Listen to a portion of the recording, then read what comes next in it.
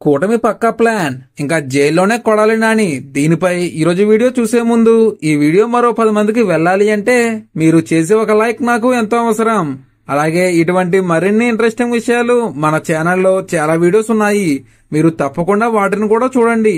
ఈ వీడియో నచ్చితే కామెంట్ చేసి సబ్స్క్రైబ్ చేసుకోండి. ఇంకా ఏమాత్రం లేట్ చేయకుండా వీడియోలోకి వెళ్దాం. కొడాలి నాని వంతు వచ్చిందా? కేసులతో కూటమి ఉక్కిరి బిక్కిరి చెయ్యనుందా అంటే అవుననే సమాధానం వస్తుంది. కొడాలి నానిపై తాజాగా విశాఖపట్నం పోలీసులు నోటీసులు జారీ చేశారు. అయితే ఇది చాలా చిన్న కేసు, అరెస్ట్ అయ్యే పరిస్థితి ఉండదు. కానీ అంతకు మించి కొడాలి నానిపై గ్రౌండ్ వర్క్ ప్రిపేర్ అయినట్లు తెలుస్తోంది. భారీగా కేసులు నమోదు చేసి వల్లభనేని వంశీ మోహన్ కు మించి షాక్ ట్రీట్మెంట్ ఇచ్చేందుకు కూటమి ప్రభుత్వం సిద్ధమవుతున్నట్లు తెలుస్తోంది.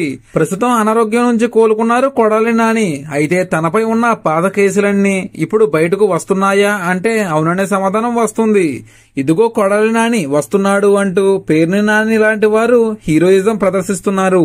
దీంతో కొడాలి నాని విషయంలో ఉపేక్షిస్తే అసలకే మోసం వస్తుందని కూటమి భావిస్తున్నట్లు సమాచారం.